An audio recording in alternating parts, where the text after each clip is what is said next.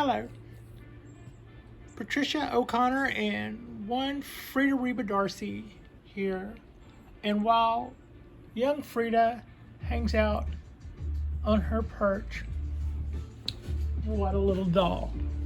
It's quite warm here today. It is our Tuesday drop, and I've got little cherry tree cuttings about. This is the cuttings that I took a couple of days ago, and as you can see, they are I think I'm showing you, they are continuing to bud out. 2 nights ago I knew I was going to come back for more. I got a bunch of smaller ones, and in fact I've got half that many and then cut them in half, and the idea here is that I just, more cuttings, more chances.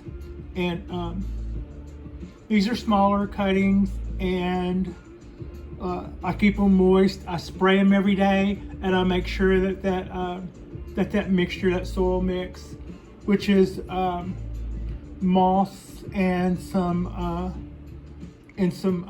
akadama mix, some akadama and some I think a little bit of perlite and a little bit of lava rock and pumice mixed, and I just keep that wet. Same with those guys. I spray those guys with the mist bottle and keep them wet. This Gerardo sent me a message stating that, by the way, he has an awesome balcony also. He sent me a message saying that he had started some cherry tree cuttings in a glass of water. So Frida and I went last night and got a few more. And that's probably gonna be all of those. That'll be my first round of this little cherry tree experiment. Because what I have also seen most people who take them when they're in full leaf. So if this doesn't work out, we can try later in the spring and do it and try it again. But I will give this the old college try, and I'm going to do a little show and tell here early on. I'm really loving the colors that I'm seeing on my bougainvillea. That is pretty much doing what I really hoped to see it do. And I was like, wow, wouldn't that be pretty if it did that color, and I could have that in a small little pot. And that little yellow pot is just worked out really well for that. The oak tree next to it, it just got watered today. I believe that it has kind of stopped its little in shock. Well, I haven't seen it leaf out or do anything that shows me that it's not in shock, that it's gotten out of shock yet. But on the other hand, it looks like it's kind of stopped its little slide and seems to be kind of stabilizing a little bit, which I'm glad to see. I hope I get to keep this little oak tree. I think it would be a cool little experiment. I'm really encouraged by all the new growth on Hoss, my little ponderosa. And I was kind of worried that I'd maybe got something that wasn't going to do well here, and that with their little shipping problem, I didn't know how much that was going to play in to their overall health. But I'm glad to see that both of my ponderosas seem to be looking like they're doing well. As are my wisterias, but then my wisterias, for the most part, have always done well, except for the time that I had them in potting mix and then watered them as much as I watered my regular bonsai trees, which turned out to be kind of a dangerous mixture, I think, for me. My little cypress tree is bringing up the rear, but is still leafing out quite well. My other little Japanese black pines are busting out with all kinds of things, as is my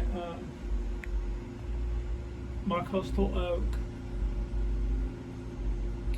my Cork Bark Japanese black pine is still in the positive state of recovery so far as I can tell, and I'm really hoping that that it just gets greener and flourishes, and then we can get it back into some sort of semblance of health. I really appreciate having this tree, and I really like having it in my collection. I hope to do so for a long time.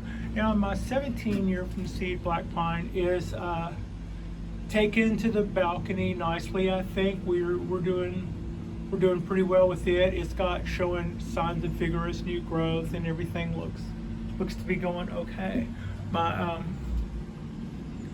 Cork Bark Oak is probably just filling out the absolute most, and it's responded well to the water and the feeding and the pruning, and right now we seem to have things going our way somewhat with this tree, and I'm really happy about that.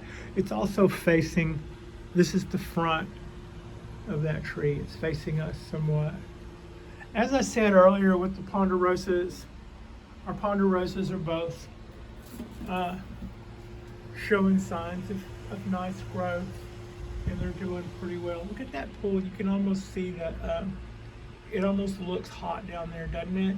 I mean, it is hot here today. I'm not going to kid you. And here's my Dawn Redwood. It's still slowly, surely. We got more buds than we had a couple of days ago. And the buds that we had a couple of days ago were inching their way out. Just doesn't seem to be going particularly fast, but it is doing what it's doing fast. Our trident maple is putting out shoots fast and furious, and that's good. That's just what we want it to do. Get healthy, make all that stuff, make all those sugars, make all that chlorophyll, do all those things. My Chinese Wisteria is leafing out. It's starting to take in quite a bit of water. It looked about that dry when I started the day. That was an hour ago, and now it's starting to look pretty dry again. I don't think it's that. Yeah, you can see that's the reality. But with the sun blazing the way it is, and this thing is starting to drink more. That's kind of what's going on. A little quick view.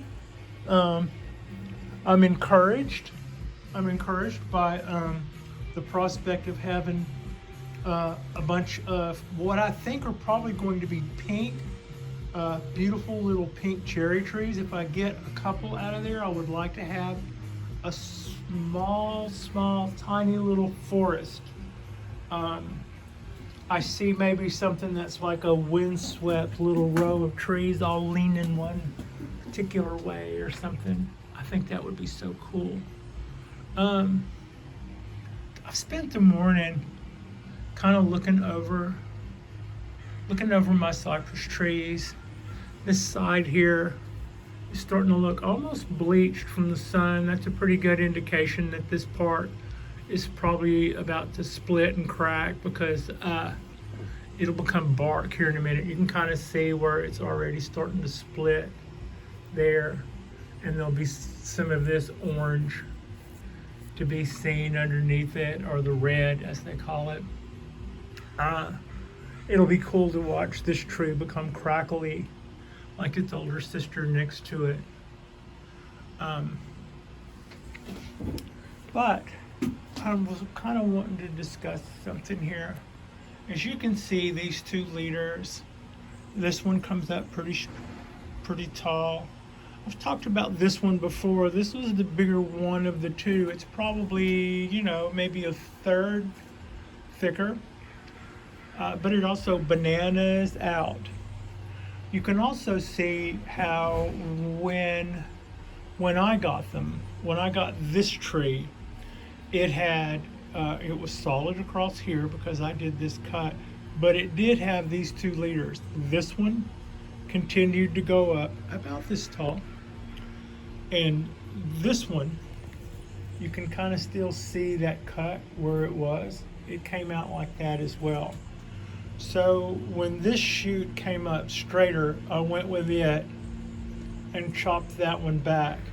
And I had intended to do the same with the shoot that came up here, but it died. So instead, this got a chop and that continued. So this year, I think this is a view that probably shows it best. We can see, I'm gonna put my finger there before I check the viewfinder. We can see that little bud poking out just in front of my fingertip there. I have high hopes for that guy.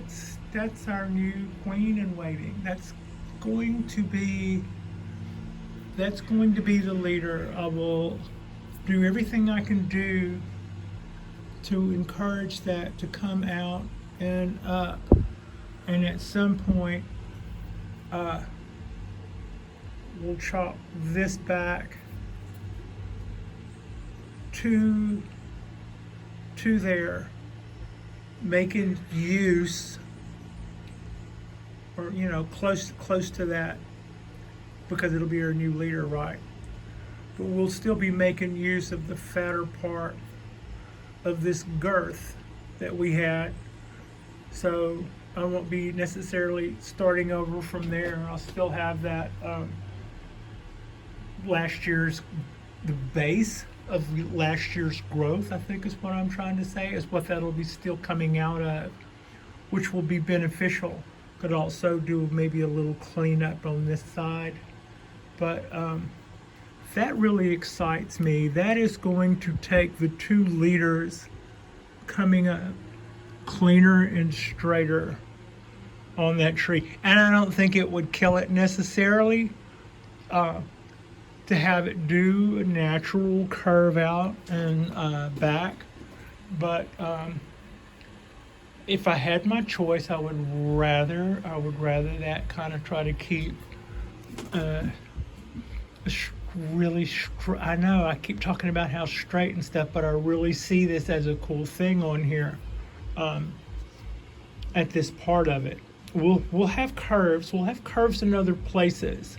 I didn't want that to bow out the way that it was doing, and I thought we would have been able to live with it.